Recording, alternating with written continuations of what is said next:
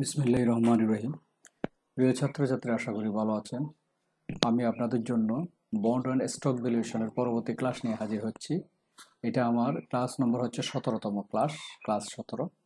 আর এই অধ্যায়টা যারা বিবিএ এমবিএ তে আছেন, প্রিলি অ্যাকাউন্টিং সাবজেক্ট নিয়ে প্রিলিতে রয়েছে, পাশাপাশি ফাইনাল ইয়ারে রয়েছে। এমবিএতে প্রিলিতে এবং ফাইনাল ইয়ারে দুই জায়গায় রয়েছে।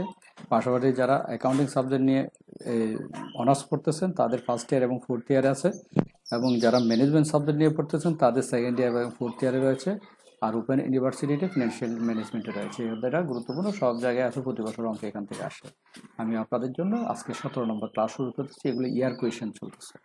এখন আমি যে অঙ্কটা আলোচনা করবো এটা প্রবলেম C17। অবশ্যই বইয়ের পিডিএফ লিঙ্ক ভিডিওর নিচে পাবেন, ডিসক্রিপশনে পাবেন। এটা কমার্স পাবলিকেশনের বই, যাদের কমার্স পাবলিকেশনের মেন বই আছে এটাতে পাবেন, অথবা সরাসরি ইয়ার কোয়েশ্চেনে ন্যাশনাল ইউনিভার্সিটির যে ইয়ার কোয়েশ্চেনগুলো আছে 2013 সালের কোয়েশ্চেনে পাবেন।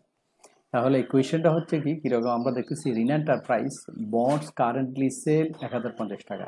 তাহলে সেল প্রাইস হচ্ছে কত টাকা? সেল প্রাইস হচ্ছে 1050 টাকা। এখানে কারেন্টলি সেল, যে সেল কত?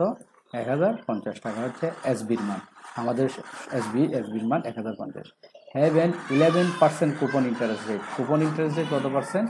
11% কুপনের রেট, যেটা আমরা ইন্টারেস্ট বের করি সেটা হচ্ছে 11%। অ্যান্ড এর টাকা 1000 পার ভ্যালু, আর পার ভ্যালু 1000 টাকা। এই পার ভ্যালুকে আমরা কি কি নামে, ভিন্ন ভিন্ন নামে যেগুলো জানি মনে রাখবো: ম্যাচুরিটি ভ্যালু, পার ভ্যালু, তারপর রিডেম্পেবল ভ্যালু বা রিকভারি ভ্যালু। আমি 1 নম্বর ক্লাস আলোচনা করেছিলাম এটা। আর ইন্টারেস্ট সবসময় পার ভ্যালু থেকে বের হয়। পে ইন্টারেস্ট অ্যানুয়ালি, সুদ বছরে একবার দিবে, অ্যানুয়ালি দিবে সুদ। And have 18 years to maturity, মেয়াদ পূর্তি হইতে 18 বছর সময় লাগবে। এটা মেয়াদ পূর্তিতে 18 বছর লাগবে। Calculate the bond yield to maturity. এখন এই বন্ডের ইল টু ম্যাচুরিটি বের করো, বা সংক্ষেপে এটাকে ওয়াইটিএম বলা হয়। ইল টু ম্যাচুরিটি বের, মেয়াদ পূর্তিতে এটার দাম কত সেটা বের করতে হবে। আমরা জানি যে ইল টু আমরা জানি ইল টু ম্যাচুরিটির সূত্র হচ্ছে, ইল টু ম্যাচুরিটির সূত্র হচ্ছে কি, ইন্টারেস্টের সাথে ইন্টারেস্ট প্লাস আরবি থেকে রিকভারি ভ্যালু থেকে বা রিডেম্পেবল ভ্যালু থেকে সেলস ভ্যালু বাদ এন দিয়ে বাদ, আবার রিকভারি ভ্যালু বা রিডেম্পেবল ভ্যালু এবং সেলস ভ্যালু যোগ করে 2 দিয়ে ভাগ ইন্টু 100। এটাই মূলত আমাদের সূত্র। এই সূত্রতে যদি আমরা আমাদের যে তথ্যগুলো আমরা এখন বের করব, আমাদের সূত্রের মানগুলো বের করব, এখানে দেওয়া আছে হেয়ার দিয়ে, এই যে হিয়ার আরবি মানে রিডেম্পেবল ভ্যালু বা রিকভারি ভ্যালু। আরবির মান আমাদের এখানে দেওয়া আছে, যেটা আমরা পার ভ্যালু, 1000 টাকা পার ভ্যালু। এটাই হচ্ছে par value, redeemable value, recovery value, maturity value, এমবি সবগুলো একই। 1 নম্বর ক্লাসে আমি আলোচনা করছিলাম। এটা 1000 টাকা। তাহলে 1000 টাকা আরবির মান, এই আরবির মান 1000 টাকা বসে গেছে। হ্যাঁ, এরপর ইন্টারেস্ট, এই ইন্টারেস্টটা শুরুতে এটা বের করতে। ইন্টারেস্ট হচ্ছে মূলত এই পার ভ্যালু 1000 টাকা, এটার উপর 11% এটা বের করতে হবে। তাহলে 1000 টাকার 11% 110 টাকা। যেহেতু এটা অ্যানুয়ালি, কিছু করতে হবে না, যত আছে তত। সেমি অ্যানুয়াল হলে 2 দিয়ে ভাগ করতে হতো। তাহলে 110 টাকা ইন্টারেস্ট, এই 110 টাকা বসে গেল। এরপর প্লাস বসলো আরবির মান SB minus SB. Sales value আমরা দেখেছিলাম, এই যে সেলস ভ্যালু হচ্ছে কত? 1150 টাকা।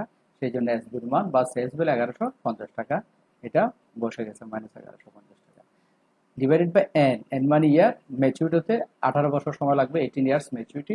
তাহলে এন হচ্ছে নাম্বার অফ ইয়ার, আর নাম্বার অফ ইয়ারের মান হচ্ছে 18 বসে গেল, এগুলো বসে গেল। দেন নিচে আরবির সাথে এসবি যোগ, আরবির মান আমরা পেয়েছি 1000-এর সাথে 1150 যোগ, আবার 2 দিয়ে ভাগ সূত্রের 2 দিয়ে ভাগগুলো ইন্টু 100 সূত্রের 100, এই 100টা সরাসরি বসে দিলাম। এখন আমাদের কাজ হবে ক্যালকুলেটর দিয়ে কাজ করতে হবে, যোগ বিয়োগ করতে হবে। তাহলে এখানে আমরা যদি দেখি, আমাদের 1000 থেকে 1150 বাদ দিলে 150 থাকবে। 150কে 18 দিয়ে ভাগ, দেখি ক্যালকুলেটরতে। 150কে 18 দিয়ে ভাগ, 150 ভাগ 18, 150কে 18 দিয়ে ভাগ হলে 8.33 বের হবে, 8.33।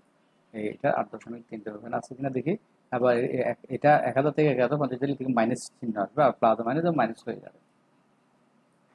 এই যে 8.3, 150 প্লাস মাইনাস 150 কাটা দিলে ভাগ করে, আর মাইনাস 8.33। আর এখানে যেহেতু প্লাস মাইনাস আছে, প্লাস মাইনাসে মাইনাস হয়ে গেল। এটা আশা করি বোঝা গেল। এরপরে কি আছে? এই 2150, এটা এই দুটো কোনটা? নিচে আরবি এবং এসবি যোগ করা গেছিল। এই আরবি 1000 এবং 1150 যোগ করে 2 দিয়ে ভাগ, 2 দিয়ে ভাগ। তাহলে 1150 সাথে 1000 যোগ 2150, 2150কে 2 দিয়ে ভাগ করেন, 1050 বের হবে, 1050 বের হয়ে গেছে। ইন্টু 1075 বের হবে, ইন্টু 100। এবং 1010 থেকে 833 টাকা, 8.33 বাদ বাদ দিলে 101 টাকা 6.7, আর 1075 দিয়ে ভাগ করেন, 100 দিয়ে গুণ করেন, এটা বের হবে। এগুলো আমি আর বলতেছি না, নিজেরা ক্যালকুলেটর দিয়ে করে ফেলেন। এ হলো ছোট্ট একটা অঙ্ক, ইয়ার কোয়েশ্চেন। আশা করি বুঝেছেন। ওকে, ধন্যবাদ।